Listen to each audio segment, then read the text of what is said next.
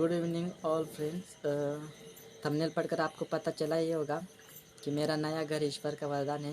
तो वो कैसे है आपको जानने की आवश्यकता ज़रूर रहेगी।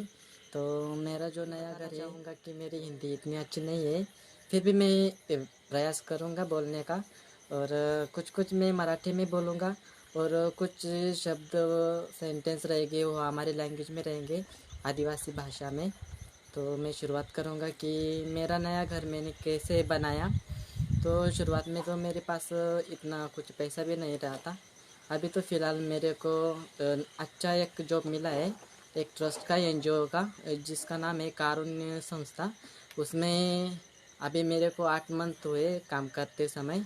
तो मुझे जैसा जैसा मेरे को पेमेंट मिला था, मेरे सैलरी 12,000 है, यानी कि 12,000। तो जैसा जैसा मेरे को हर मंथ में पेमेंट मिलता था, उससे मैं आधे पेमेंट्स में घर के लिए ईंट लाना, सीमेंट लाना, ऐसा हर पेमेंट में मैं लाता रहता था। तो मैं ये बताना चाहूँगा कि हमें गवर्नमेंट का घर मिला था, लेकिन वो 2007 में मिला था। वो भी इंदिरा निवास का नाम पर मिला था। और वो जो घर मिला था वो 28,000 का था। तो उसके बाद अभी तक कुछ मिला नहीं था।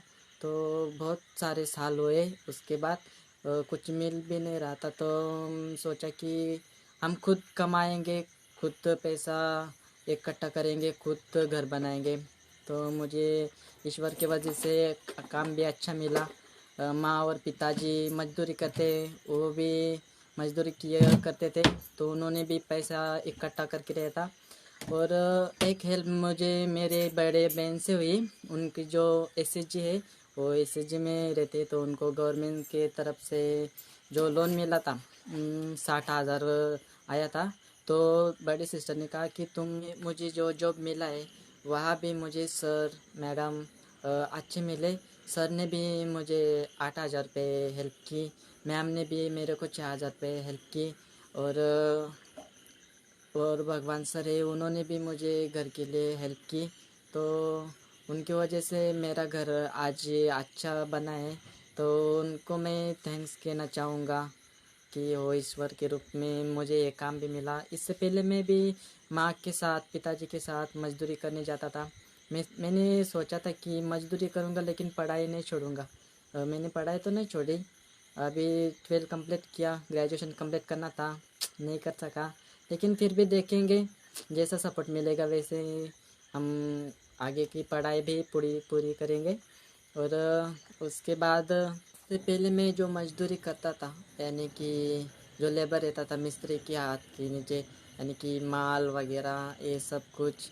और माँ के साथ जब भी मैं जंगल जाता था, कुछ पत्ते लाना, जंगल से सब्जियां लाना।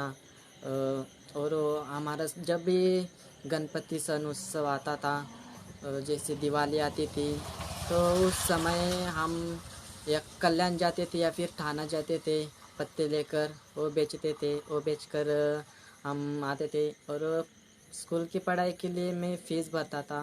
और कुछ नोटबुक्स रहेगा, पेन पेंसिल रहेगा, तो वो खुद की कमाई से मैं लेता था। वैसे मैंने पढ़ाई तो पूरी कर ली।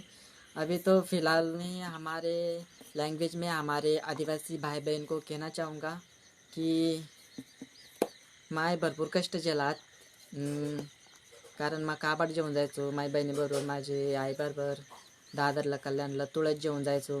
त्याच्यानंतर असं आंब्याचा पाला वगैरे, कवदाराची पानं, असं काय ना काय आम्ही काबाड जेवूनच जायचो। पण मग तोपर्यंत एवढा इच्छा नव्हता घरी, कारण माझं पुढे जायचं होतं, शिकायचं होता। मला माहीत आहे का परिस्थिती अशी आहे, जे वेळेस पुस्तक हातात पडल्यानंतर वाचनामुळे आपण बघतो ना, आपल्याला शाळेत सांगायचं, सर सांगायचे का वाचाल तर वाचाल, वाचनामुळे विचारांमध्ये एक बदल निर्माण झाला। मग काय, चांगलं काम करण्यासाठी लाज कशाला पाहिजे, लाजचं सोडलेले कष्ट केल्याशिवाय काय होतच नहीं। उस दिन हमारे घर में पूरा पानी घुस गया था, तो सब भीग गए थे। हमारे जो कपड़े थे, जो चावल थे, सब कुछ भीग गया था। हम लोगों को, हमारे परिवार को रात को नींद भी नहीं आई थी, सब जाग कर बैठे हुए थे। तो बहुत बुरा लगा। तो मैंने ईश्वर से कहा कि ईश्वर, तुम्हारा जो भी रहेगा तो मैं उसे दे दूँगा।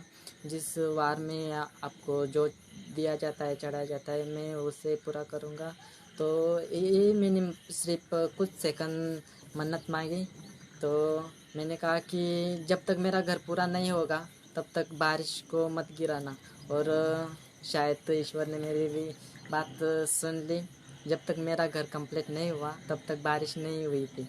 तो मैंने भी जैसा मेरा ईश्वर ने प्रार्थना सुनी, तो मैंने भी उसको जो बोला था कि मैं हार नारियल दूंगा, वो मैंने भी ईश्वर से आपको बताना चाहूँगा कि जो कि बहुत ही इम्पोर्टेंट है। देखो, कभी कभी हम जो सोचते हैं वैसा ही होता है, जो बोलते हैं वैसा ही होता है। तो क्यों होता है? जैसे कि हमारा हम देखते हैं, कुछ वीडियो देते हैं सबकॉन्शियस माइंड और कॉन्शियस माइंड। इन वीडियो में बहुत अच्छा बताया जाता है कि हमारे सोच कैसे कैसे रहते हैं, कैसे होते हैं। तो कभी कभी हम जो बोलते हैं वो सच होता है। ऐसा मेरे साथ बहुत ही बार हुआ है, और उसका मुझे क्या कहते हैं अनुभव भी रहा है बहुत सारा। तो मैं आप लोगों को बताना चाहूँगा कि जब मैंने घर को बांधने को शुरुआत की थी, तब मैंने घर पूरा तोड़ा था, फोड़ा था। तो पीछे एक झोपड़ा किया था। तो एक दिन बहुत सारी बारिश हुई। बारिश होने के कारण मैंने ऐसे ही मन में कहा कि ईश्वर से कहा था कि के लिए इतना ही मैं बोलूँगा। अगले वीडियो में बताऊँगा कि हमने मोबाइल कैसे लिया, क्या काम किया, किधर जाते थे। तो ये मोबाइल तो हमने तीनों भाई बहन ने मिल के लिया है। वो हम बदलापुर में मानकीवली में जो भूषल कंपनी है, फार्मा कंपनी, उधर जाते थे स्कूल की छुट्टियों में।